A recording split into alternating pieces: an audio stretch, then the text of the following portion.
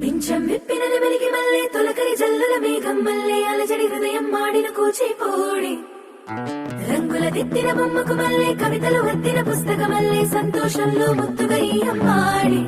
ఆరారు ఋతువుల అందం ఒకటిగా కలిపి వింతలు ఏడు పక్కకు జరిపే కొత్తగా పుంతలు తొక్కెను ఈ అరవిందం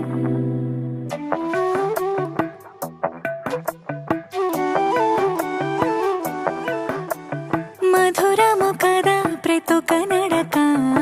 నీతో కలిసేలా తరగని కథ మనదే కనుక మనసు మురిసినిలా ఒసురే